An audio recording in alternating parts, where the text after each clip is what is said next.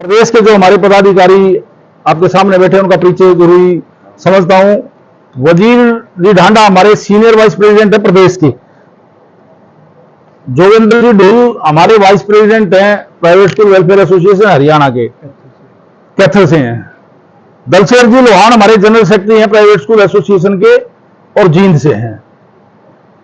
कुलदीप जी कलायत से हैं, हमारे प्रदेश में सचिव हैं एसोसिएशन के। राम कुमार जी बंगालिया भिवानी से हैं, ये भी प्रदेश में सचिव हैं। और पुरुषोत्तम जी हमारे जींद के बहुत जुझारू और यशस्वी अध्यक्ष है प्राइवेट स्कूल वेलफेयर एसोसिएशन के। आज हमारे प्रदेश पदाधिकारियों की एक बैठक हुई है जिसमें जो प्राइवेट स्कूलों के सामने बहुत सारी समस्याएं आती रहती हैं उन पे आज हमने यहां चर्चा की है। प्रदेश पदाधिकारियों ने एक चर्चा करके एक रणनीति आज बनाई है। 2-3 इश्यू हमारे मेन है। सबसे बड़ा इश्यू आज के दिन हमारे सामने है कि सरकार ने एक आदेश, डिपार्टमेंट ने एक आदेश दिया है कि जो स्कूल 2003 से पहले 2003 के बाद के मान्यता प्राप्त हैं उनको मान्यता हर 10 साल में रिव्यू करवानी पड़ेगी।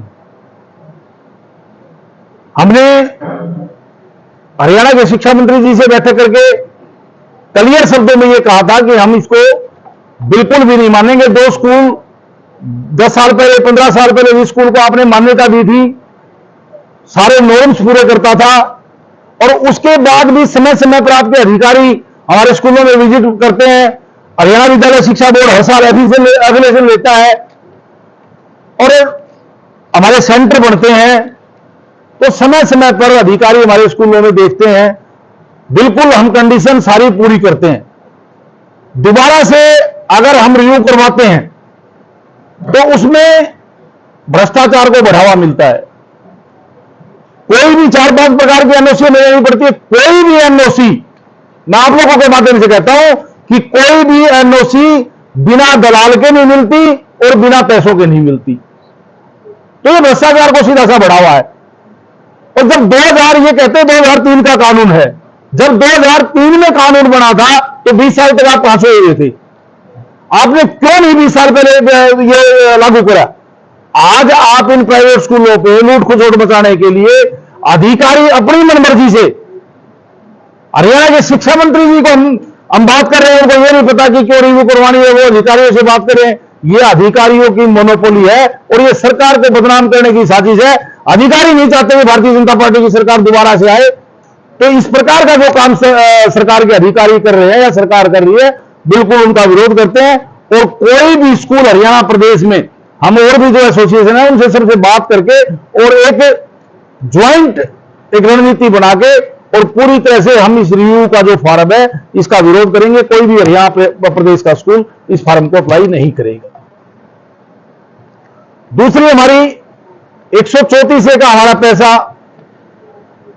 सरकार ने जब हमें कहा था कि हम पैसे देंगे आपको, पहली से 8वीं तक का तो जो भी थोड़ा बहुत नाम मात्र पैसा इन्होंने फिक्स किया था वो हमारा 8-9 साल का पैसा 70 करोड़ रुपया, 68 से 70 करोड़ के बीच में वो हरियाणा प्रदेश के स्कूलों की डिमांड, जो हमने बच्चे हम पढ़ा चुके हैं उन बच्चों का 70 करोड़ रुपया हमारा सरकार की तरफ पेंडिंग है। आज तक किसी अधिकारी के पास जाते कोई जवाब सरकार के पास नहीं है कि वो पैसा कब, वहां जाते वो कहते हैं अभी ऑब्जेक्शन लगा हुआ है। तो जो हमारा पढ़ाया हुआ पैसा कोरोना में सरकार ने सबकी मदद करी और हमारा पैसा पढ़ाया हुआ जो पैसा वो भी नहीं दे रही, तो उसकी भी हम सरकार से मांग करते हैं कि हमारा 800 करोड़ रुपया दिया जाए। और दूसरा 134 से के जो 9 से +2 के जो बच्चे थे उसके लिए जब रामविलास जी शिक्षा मंत्री होते थे उस टाइम में हमारी बैठक हुई थी और खुल्लर साहब वहां सीएम साहब की तरफ से आए थे, तो कहा था कि थोड़े से टाइम बाद, सरकार नहीं बनी है, थोड़े से टाइम के बाद हम 9 से +2 का पैसा भी आपका निर्धारित कर देंगे। जो 9-10 साल में, 9 साल में, सरकार को 9 साल हो गए, आज तक पैसे का निर्धारण नहीं हुआ और अब हम बात करते तो कहते हैं कि उसका पैसा 9 से +2 का आपको पैसा नहीं मिलेगा, वो पैसा आपका डूब गया है, वो पैसा आपको नहीं मिलेगा। हमने कहा कि वो पैसा तो थोड़ा बहुत दे दो हमें, बाकी आगे के लिए हमने अधिकारियों को बिल्कुल क्लियर कह दिया है कि 134 से खत्म हो चुका है और 9 से +2 में आप हमें पैसा नहीं दे रहे। हम उन बच्चों से, पेरेंट्स से हम फीस लेंगे। 9वीं से 12वीं तक जो हमारा 8वीं तक तो चलो सरकार हमें पैसा देगी, देर से देर देगी, पर 9वीं से 12वीं तक बिल्कुल क्लियर मना कर दिया।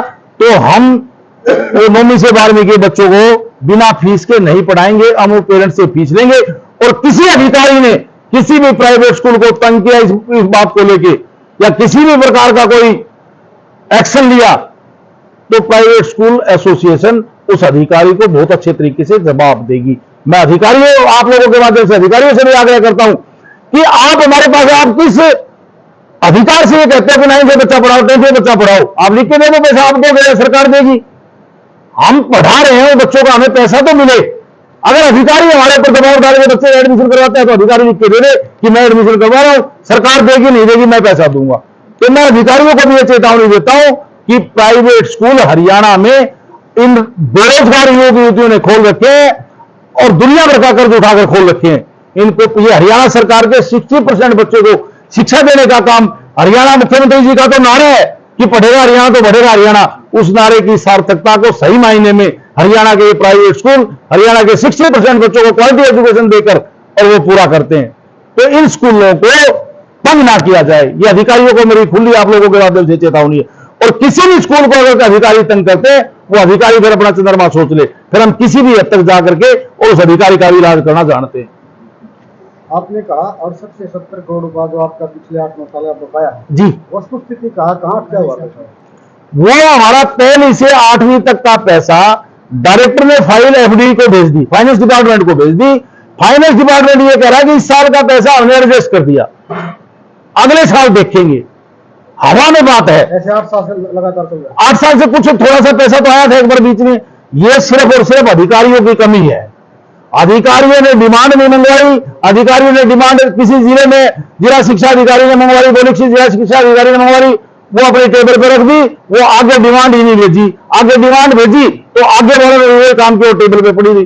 तो जब तक प्रॉपर तरीके से वो डिमांड जाके वो पैसा हमें अलॉट नहीं कर होता, तब तक हमारा ये मानना है कि हम किसी भी बच्चे को फ्री एजुकेशन 9 साल से हम पढ़ा रहे। बिल्कुल सरकार हमें कह रही हम पैसे देंगे 200 रुपए 300 रुपए, क्या होता है 200-300 रुपए में।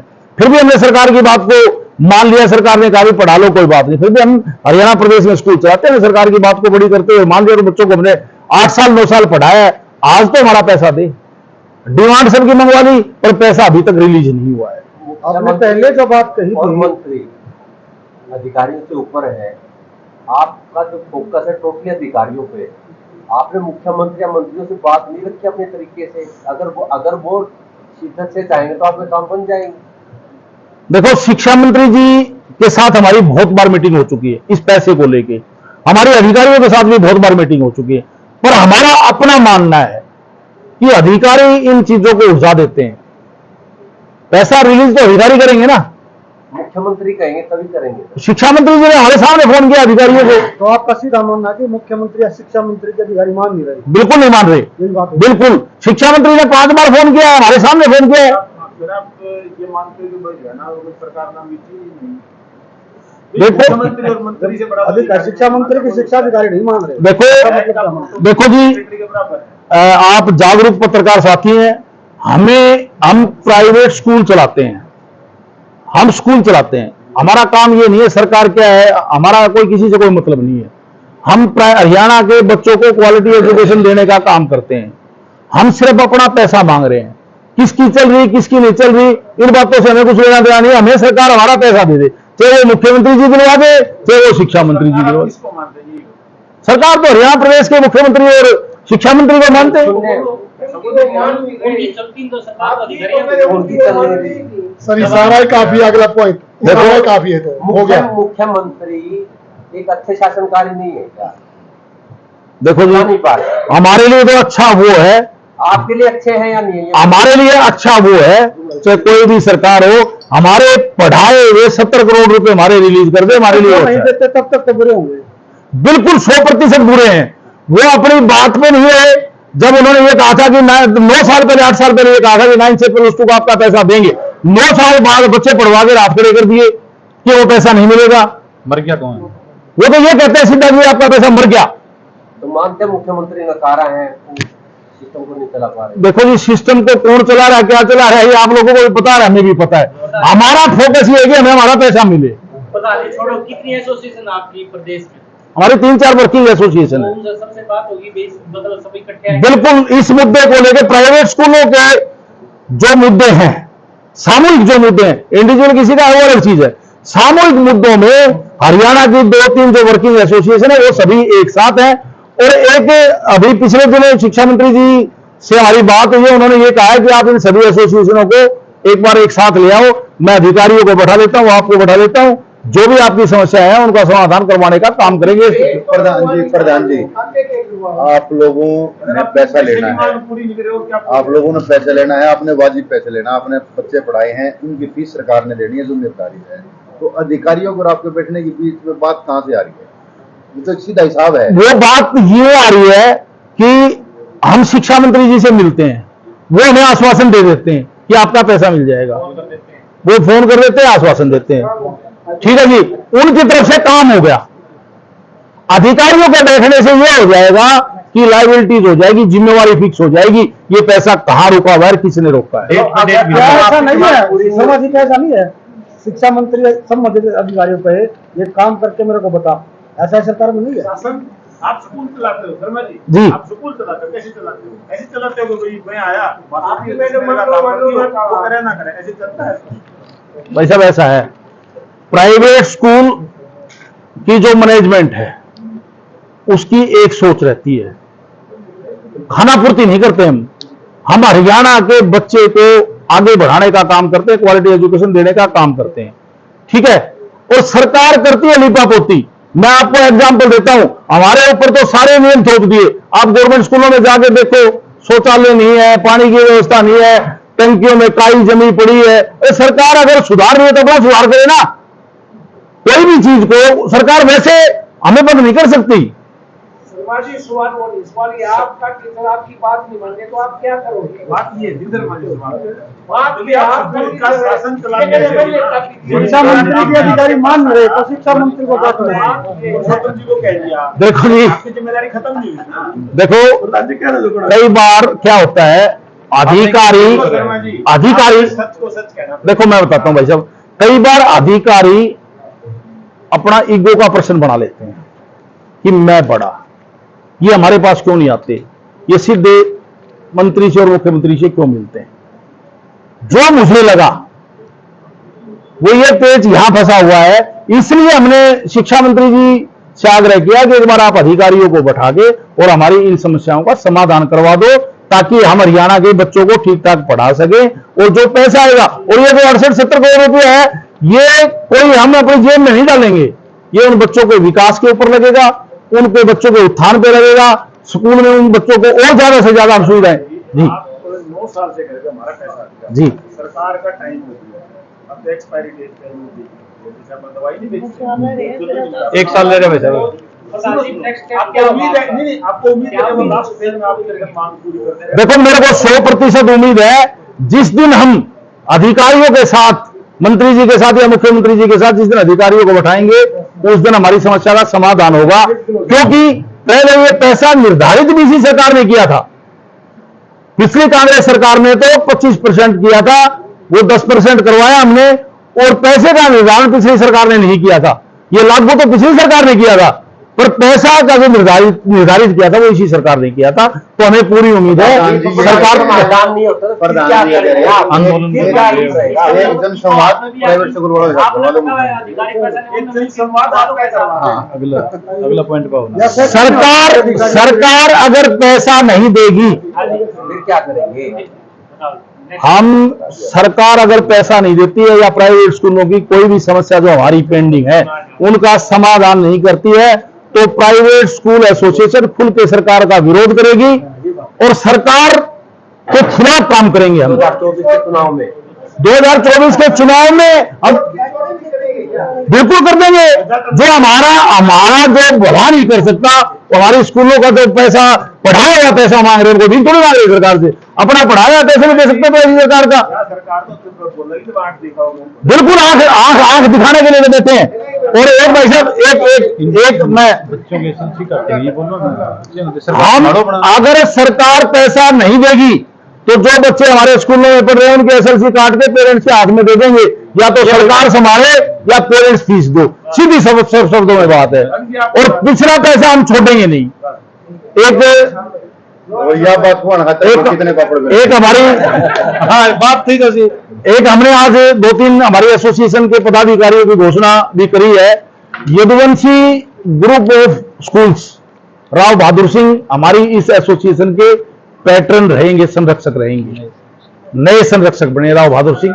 एक बहुत बड़ा ग्रुप हमारे लिए भी बहुत खुशी की बात है, गर्व की बात है कि एक बहुत बड़ा ग्रुप हमारे साथ, हमारी एसोसिएशन के साथ जुड़ा है, वो हमारे संरक्षक रहेंगे। और जींद से भी हमने हमारे राजेश जी पहले प्रधान भी रहे यहाँ, इनको एसोसिएशन का वाइस प्रेसिडेंट स्टेट में इनको आज से हमने बनाया है। और एक हमारे प्रदेश कार्य समिति में भी राजेश शास्त्री जी जींद से हैं, ये राजेश शास्त्री जी को भी हमने प्रदेश कार्य समिति में लिया है। और एक भिवानी से हैं, रिटायर्ड अभी रिटायर हुए प्रिंसिपल हैं, उनके 2 स्कूल हैं, उनको भी हमने प्रदेश में सचिव बनाया, सुरेश जांगड़ा जी। तो ये 2-3 आज हमने नई इसमें टीम में हमारी में ये शामिल किए हैं। और एक है हमारा ये जो बसों का भी एक मामला था भाई साहब, बसों का हमारा पैसेंजर टैक्स सरकार ने फ्री करने की बात, क्योंकि पिछली कांग्रेस सरकार में टैक्स लगाया था, हमने 2007 में आंदोलन किया, कांग्रेस सरकार ने बसों का पैसेंजर टैक्स। जब बच्चा विद्यार्थी है, बच्चा शिक्षा ग्रहण करना चाहता है, वो पैसेंजर नहीं है, तो उस पर पैसेंजर टैक्स किस बात का। और हमने जो बसें लगा रखी है वो सिर्फ और सिर्फ पेरेंट्स की सुविधा के लिए, क्योंकि पेरेंट्स कामकाजी है, पेरेंट्स के पास दोनों हस्बैंड वाइफ काम करते हैं, उनके पास समय नहीं है। बस हमारी स्कूल से घर जाती है, बच्चे को लेके आते हैं, स्कूल छोड़ते हैं, स्कूल से घर छोड़ती है। ये हमारे मतलब कोटा है इसमें, ये हमारा मुनाफा नहीं है बसों में। ये तो ट्रांसपोर्टेशन जो है वो टोटल हमारे घर से लगते हैं पैसे उसमें, उसका हमने टैक्स की बात करी थी, कांग्रेस सरकार ने हमारा माफ किया था, भारतीय जनता पार्टी की सरकार ने आपको दोबारा लगा दिया। हमने शिक्षा मंत्री जी से मिले, परिवहन मंत्री से मिले, तो ये भी इन्होंने ये वर्बली तो इन्होंने हाँ भर ली कि आपका टैक्स पैसेंजर टैक्स माफ कर देंगे, पर अभी तक वो माफ नहीं किया है। उसकी भी आप लोगों के माध्यम से सरकार से आग्रह कर रहे हैं।